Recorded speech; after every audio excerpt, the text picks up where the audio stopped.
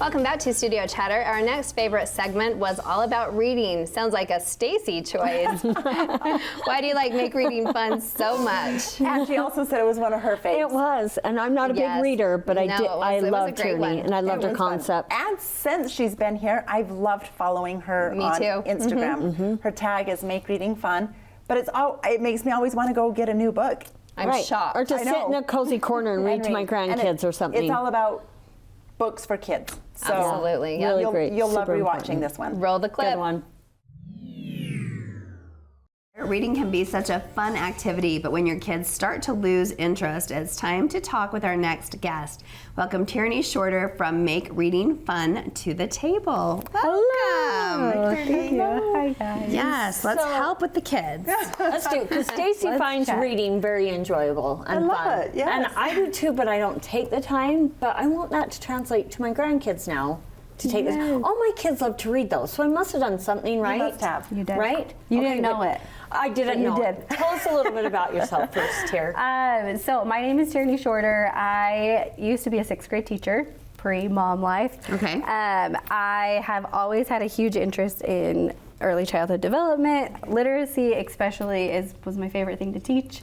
When you get to 6th grade, a lot of 6th graders, I went in like gung-ho, like I can't wait to teach them about reading, and 6th graders are like, reading's dumb. Excited. Yeah, Yes, yeah. okay. My maiden name was Miss Diamond, so they'd be like, Miss Diamond, reading's stupid. I Okay. hate reading. Reading's boring. Okay. And I was like, oh my goodness, we've done something wrong, right? Like you said, somewhere along the way, we take the fun out of reading. Right. And so as a 6th grade teacher, I kind of made that my goal of, if I teach these kids nothing else, I want to instill a love for reading, and I want to show them that it's fun and that it's all about finding the right book. Yes. And don't they say something that there's a connection? If you're a good reader, you're probably good at your other skills in school, like math or etc. Yes. Because if you think about it, like there is reading in science, there's reading in math, there's reading in history. Like you are reading understand it. all the time. And so if you're behind on reading, generally as you move on, you're behind on everything. And in the summer break, parents need to pretty much stay on top of it. Get books, go to the library. So how can you help them? Like, what are your suggestions? Yes. So this is actually my very favorite thing to talk about, because my Instagram handle is Make Reading Fun, because obviously we need to learn how to make reading fun. Because like I was saying, somewhere along the line we make it a chore, right? Like from infant to we'll say 6th grade, we lose the fun of it. And so I say, you don't hate reading, you just haven't found the right book yet. I like that. So I think the first thing parents can do is to help their children find books they enjoy. So if you have a child who's really into sports, like get some sports magazines, find a good sports article.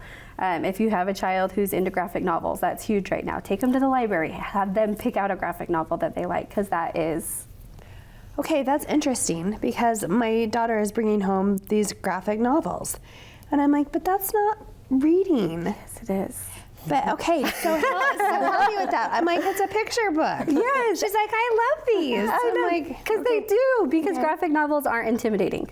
There's not a lot of words on the page. Okay. They're fun. Kids like funny things, right? Yes. And as parents, sometimes we're like, that is lame. Like, you need a story, an actual rich story. You've got to read 300 pages. kind of. I'm like, why are we not reading Anne of Green Gables? Because why are you looking at this picture book? But it can be overwhelming, right? So I need educated that way. So if it is a new trend. Yes, it is. And it's because all their friends are doing it. Okay. It's fun. Okay. And like Angie said, it's not intimidating. Like, if you think about it, they can finish a book in a couple hours, sometimes less, some of the graphic novels. Okay, that's a good point. And it's still reading. Like, even if we're just reading stop signs, if we're just reading like the newspaper, not really a thing, it's reading. So if they're excited about it, don't take that away from them. Okay, that is good to know. That would be my number one goal, is to get them in things they're enjoying. So she's enjoying graphic novels, Okay. Get her more Very graphic good. novels. Okay. And I have lists of graphic novels that I could. fantastic. she'd probably Even better. love. Yes. Yay. It's like a total 6th grade. I feel like. Yes, totally. That's, She's going into that's sixth grade. exactly where we're transitioning. And boys and yes. girls can kind of connect Yes. with that Yeah. sort of Yes. thing. Yes. And audiobooks too. Like for 6th graders, audiobooks are a great way in the summer because we're driving around a lot, we're traveling, to bring your family together by listening to a good book because they're still getting comprehension skills, they're still having to listen to the story, and they're actually hearing the story the way it's supposed to be read, so it will help their fluency. There's so many skills. That I they're love learning. hearing that because I love sometimes we hearing think that they have too. to be reading, but Yes. when I'm listening, you have to pay attention. You're like using your imagination. It's kind of like back in the 50s, like when it was just radio Yes. before TV, and the family would gather and around. listen, and you used your imagination. I was and just you kind saying of have that to out tune out loud the right world now. almost even more because you're not reading it, but you're like imagining it. Yeah. You're like in a new Yes. world, and then it's fun. It is. Well, on the way to Lake Powell, you guys, we do this almost every year. We pick a book and then we listen to it all the way down to Lake Powell. Then when we get to Lake Powell, it's downloaded, and every night we'll like listen to it together. So it counts as a book reading. You are instilling that love in your kids, and it does. It really does. Like everything counts. We as parents and adults, we want to be like, oh, but that doesn't count. Oh, but that doesn't count. It totally counts. Like if they are in a book reading the pages, 100%. I mean, they can it even go counts. through the pantry and read food labels, and Yes. right? I mean, Yes. They're whatever loving they're- cooking and then do that. What are some of your Yeah. favorites? What have you brought for us? Gosh. I was literally like, guys, because I have 4 kids. Or so I was how like, do we "Please do this? Or yeah. Yeah. Give us some of your this. tips and tricks. So this is the thing that I love about reading is I always tell parents your kids are never too old for picture books. So and books are a great way to start hard conversations. So like this is one of my favorite books. We all know that like pornography is a huge problem in our world. The good pictures, bad pictures. Oh, wow. This breaks it down for kids on their level. It like gives you prompts as a parent because sometimes as parents we don't really know how to start that conversation. We don't even know what to say. No, how to bring it up casually. Do you look at porn? Yeah. And then they're like, no. Yeah, like, wait, what? Yes. So this is one example of like a great way a book can start a really hard conversation Okay. at their level and start a conversation about it. Not just like do you do that, like, but hey, this is kind of what it is. This is what it looked like. In this book, I mean, since we're on that subject, it talks about like, if you see it, you're not a bad person. This is a really great resource. Okay. But in books, that's like one of the first things that I think about if I'm like, okay, one of my kids is having a hard time being kind, or one of my kids is being disrespectful. I always go try to find a picture book because we can relate every lesson in life back to it. And that's what they teach you in the education program. That's why teachers start so many lessons with books, even math lessons and science lessons, because it gives the kids a place to go back Genius. Love it. to. Now you know. I know, Now you right? know. Which brings me to this book. So this is called Trying. If you buy any book this year, it should be this book. It's No matter- beautiful. It's I'm like, Beautiful. I know. Write it I'm down, like write it writing all down. It's all about a little boy who sees these big, beautiful sculptures, and he goes and asks the sculptor, like, how do I build that? Or how did you do that? And he's kind of intimidated by it, but the really long story short, the sculptor tells him, you just have to start. You have to try. And it talks all about how a lot of times it's just starting, and it's not already knowing how to do it. It's trying, right? And to keep trying and fail and try and fail and try. Life lesson. Amazing. Huge. Yes. The beginning I of know. like Done. lots of things that we have to do in life. Yes. I'm already That's beautiful. getting intrigued Yes. with this Yes. one. Yes. So I am enough. we all know that kids struggle, like thinking if they are enough, right? We have a big problem right now with that. And books are a great way to show kids that they are enough, no matter like, this is a great one for different colored skin, different activities you enjoy doing. Okay. It is just such a positive book, and it literally brings me to tears when I read it to my kids every time.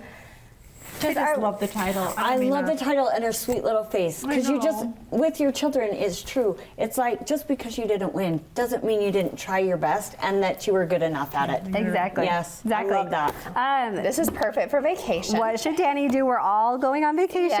right? This book is 9 stories in one, and you literally choose the ending based off of his good choices and bad choices. Oh, I love those books. Your grandkids need Yes, it. they What would love age it. group is this one?